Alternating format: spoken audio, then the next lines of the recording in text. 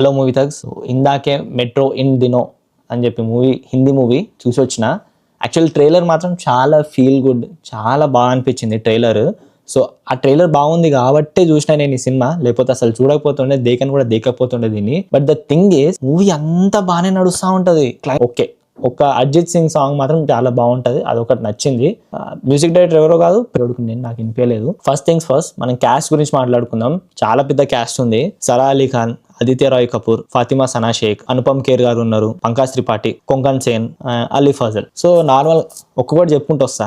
అలీ ఖాన్, ఆదిత్య రాయ్ కపూర్ అయితే ఏ జవానీ హే దివానీ మూవీ ఉంది కదా, ఆ మూవీ చూసినట్టు అనిపించింది. అసలు సరా అలీ ఖాన్ ని అసలు అట్లెందుకు మేక్ ఓవర్ చేసిండ్రో అర్థం కాలేదు ఉంటది. ఆ గోల్ రీచ్ అవ్వరా బాబు అంటే వీడికి చేత కాదు, ఈ నా కొడుకుకి ఆ గోల్ ని కూడా మిడిల్ లో చేసిపోతాడు. అలాంటప్పుడు ఏ అమ్మాయి ఉంటది వీడి దగ్గర, నాకు అర్థం కాదు.